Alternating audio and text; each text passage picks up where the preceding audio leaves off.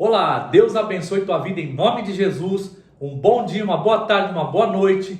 Depende do lugar onde você se encontra. Eu sou o pastor Robson. Estou aqui para trazer uma palavra que lhe dará muita instrução e abençoará poderosamente a tua vida.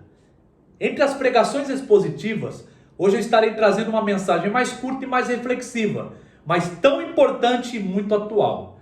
Estaremos falando sobre domínio próprio. A chave mais importante para ser bem-sucedido, alcançar a excelência e cumprir o teu propósito aqui nessa terra, chama-se domínio próprio. Mas as pessoas, na sua maioria, estão buscando a excelência, ser bem-sucedidos e cumprir o seu propósito nas coisas externas, nas coisas superficiais, correndo atrás do vento. E qual é o resultado de tudo isso? Aquilo que elas demoraram anos, investiram anos para construir, seja um relacionamento, uma família, um casamento, uma empresa, é desmoronado em segundos. Sim ou não? Por falta de domínio próprio. E por quê? Porque o ser humano hoje ele tem muita habilidade para dominar máquinas, dominar a tecnologia, dominar uma multinacional, mas não domina a si mesmo, não tem controle sobre si mesmo. Eles querem dominar outras pessoas, sendo que são escravos de si mesmos. E quantos líderes hoje estão tomando conta de situações, de famílias, de igrejas, de empresas, de escolas, de nações, mas não tem domínio próprio.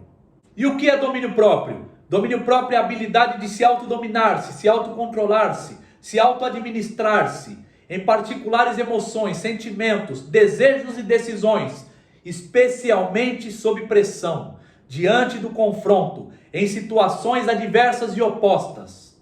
É se autoimpor certos padrões de disciplina que você não negocia, você não viola, você não quebra, mesmo quando está sob pressão. Em outras palavras, domínio próprio é a habilidade de dizer não a todas as coisas, circunstâncias ou pessoas que tentam tirar você do propósito de Deus. Quem é você sob pressão? Quem é você diante da afronta, diante do conflito, diante da adversidade? Quem é você quando a tentação chega? Quem é você quando a fofoca vem aos teus ouvidos? Quem é você quando duas vozes ao mesmo tempo estão falando na tua mente? Uma pedindo para você fazer aquilo que é certo e a outra dizendo para você fazer aquilo que é bom. Porque o inimigo do certo não é o errado, é o bom. Porque o bom te distrai. E a distração é inimiga do domínio próprio. Porque a distração é a tua destruição em câmera lenta. Toda área que você não se domina, você é escrava. E toda área que você tem domínio sobre aquilo, você é liberto. Porque a falta de domínio próprio te escraviza. Quem é você quando o inimigo fala para você atacar e gritar e você explodir? Como você responde? A falta de domínio próprio destrói. É por isso que muitos jovens, famílias, casamentos, empresas, sociedades, amizades e nações estão destruídas por falta de domínio próprio. Por quê? O que o domínio próprio faz? O domínio próprio ele protege. O domínio próprio, ele te dá segurança e paz. O domínio próprio, ele clareia a tua visão e propósito. Ele vai te ajudar a decidir aquilo que você deve fazer e aquilo que você não deve fazer. Aonde você deve ir e aonde você não deve ir. Quem você deve ouvir e quem você não deve ouvir. Quando você deve responder e quando você não deve responder. E a você não entrar em problemas que você mesmo não criou. Quantos problemas você entra que você mesmo não criou? Por falta de domínio próprio. Quantas vezes você responde aquilo que não deve responder por falta de domínio próprio? Quantas decisões você toma, sendo que não deve tomar naquele momento daquela maneira, por falta de domínio próprio? Agora vamos ao livro de Provérbios. Provérbios foi escrito pelo rei Salomão, o homem mais sábio que viveu nesta terra, depois de Jesus Cristo, que é Deus. Salomão recebeu sabedoria divina, a sabedoria que te dá a habilidade de ver a vida com os olhos teocêntricos, com os olhos de Deus. A fé aponta o teu destino, mas a sabedoria faz você chegar até ele. Em outras palavras, a sabedoria divina é a ponte entre o lugar onde você está e aonde você deve chegar. Então, sem sabedoria, você não vai cumprir o propósito que Deus tem para você, porque a soberania de Deus não anula a responsabilidade do homem. Então, o domínio próprio é ter autorresponsabilidade de decidir, de agir conforme a palavra de Deus. Olha o que o sábio Salomão diz em Provérbios 25, versículo 28. Como cidade derribada que não tem muros, assim é o homem que não tem domínio próprio. É muito grave, muito sério isso que está escrito nesse versículo. O sábio Salomão está assimilando uma cidade derribada, que no contexto bíblico, que no contexto antigo, era uma verdadeira desgraça, uma cidade derribada, uma cidade inabitável, uma cidade exposta aos inimigos, uma cidade sem vida. Ele está assimilando ao homem que não tem domínio próprio. Uma cidade sem muros era uma cidade sem proteção, que o inimigo podia entrar e fazer o que ele quisesse, inclusive escravizar os moradores. Então presta bem atenção, que uma pessoa que não tem domínio próprio, ela está como uma cidade derribada que não tem muros, aonde o inimigo entra e faz o que quer, terra de ninguém. A tua mente tem sido terra de ninguém? A tua vida está sendo como uma cidade derribada que não tem muros?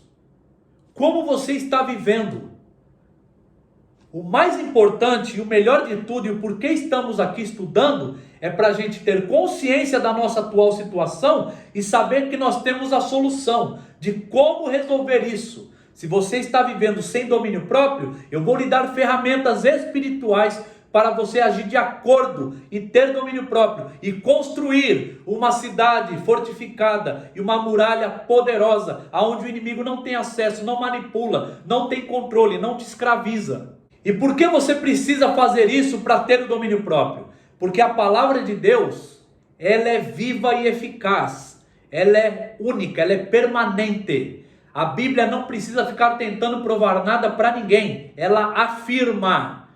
A Bíblia não se molda a cultura, a costumes e a pessoas. É as pessoas que têm que se adaptar à Bíblia. Então o que nós vamos tratar aqui é muito sério e vai te ajudar muito se você quer realmente mudança. E como construir uma cidade fortificada, uma muralha poderosa, aonde o inimigo não tem livre acesso, aonde você não é vulnerável aos ataques do maligno. Começando pela raiz, pela estrutura, pelo fundamento, pelo alicerce, e não pelos frutos, e não pelo exterior, e sim pelo interior. Salmo 127, verso 1 e 2. Se o Senhor não edificar a casa, em vão trabalham os que edificam. Se o Senhor não guardar a cidade, em vão vigia o sentinela. Provérbios capítulo de número 3, versículo 5 ao versículo de número 7. Confia no Senhor de todo o teu coração, e não te estribes no teu próprio entendimento. Reconheça-o em todos os teus caminhos, e ele endireitará as tuas veredas. Não seja sábio aos teus próprios olhos. Tema o Senhor e aparta-te do mal. Isso será saúde para o teu corpo e refrigério para os teus ossos. O Senhor deve ser o fundamento e o alicerce, a palavra dele, e não teu próprio entendimento. Principalmente no casamento hoje. O homem se estriba no teu próprio entendimento, na tua própria verdade, e a mulher no teu próprio entendimento, na tua própria verdade, e esquecem daquilo que Deus estabeleceu de como o casamento funciona. Deus trabalha com funcionalidade. Deus não trabalha com especulações. Deus trabalha com provisão. E é Ele que decide aquilo que deve funcionar. Quando você está debaixo da autoridade de Deus, Ele é responsável por você. Quando você se estriba no teu próprio entendimento, você responde pelos teus próprios atos. Então, não se estribe no teu próprio entendimento, porque se estribar no teu próprio entendimento é inimigo do domínio próprio. Confia no Senhor de todo o teu coração, não mais ou menos, e Ele endireitarás as tuas veredas. A palavra endireitar as veredas ali significa remover os obstáculos, aquilo que atrapalha, e dar sentido, dar rumo, mostrar o caminho que se deve seguir.